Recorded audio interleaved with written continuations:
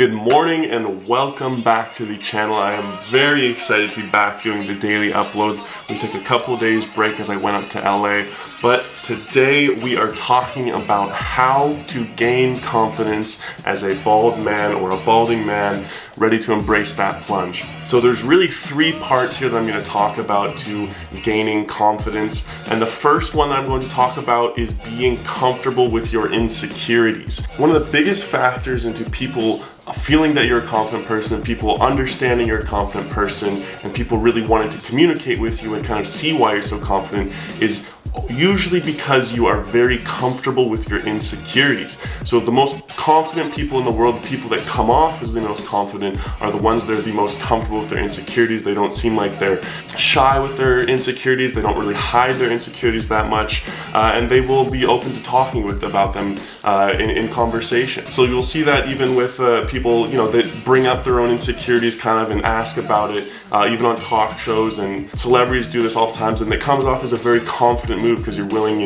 to bring up your insecurities and be really comfortable with discussing them and being open to talking about them. You got good hair. I'm going to compliment your hair. It's going a little bit though. It's going? Yeah. You're losing it? I've been losing it since, it's like, if I really get up in there, guys, it's like starting to disappear. And how that would translate into being bald is if people talk to you about it, people see that you're bald and they ask you about it, just go with it. Just answer those questions. Just be free-flowing with it. Be confident. Talk about it. Don't suddenly get defensive and hide, or don't suddenly get defensive and say, hey, well, what's wrong with you? Be willing to talk about it and communicate about it with people that, even if they don't have the best intentions, just be honest. Just communicate with them how you feel about it and what you're doing moving forward with that. And the next one that really ties into that first part is communication. So communication is a huge part of people, understanding that that person is confident with themselves. It doesn't mean that you have to be the loudest person in the room. It just means that you understand the communication, you understand the flow of a conversation, and you understand what is going on around you.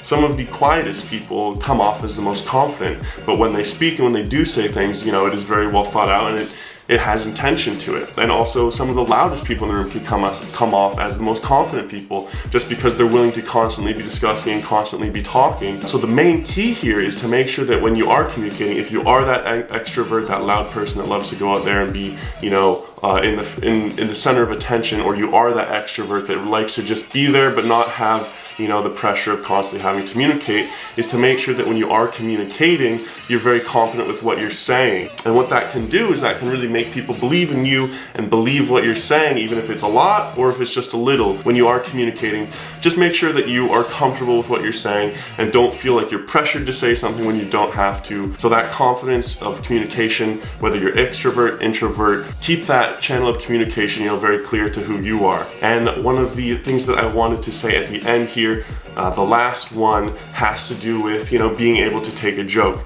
So as a bald man, you may be told a joke here and there about it, which is totally fine. It's totally acceptable. It's a great way of bonding and growing with people. But when people do tell those jokes, play along with it, play into it, maybe even throw back a joke yourself. But the understanding that you're willing to not be so serious all the time and to make light of some of your things is a big sign of confidence, and it really draws people into you. You never want to be that overbearing, taking everything serious and getting really offended by people, saying something about your insecurity or saying something about what might be wrong with you. Being able to accept that and, be able to play around with it, let some people say jokes, play into it even in some cases, that will be a huge sign of confidence. Those are my tips for coming off as a confident person. Even myself, I feel like I'm quite a confident person, but I still have those insecurities. I still have those thoughts, and I still have those doubts about my own confidence levels sometimes.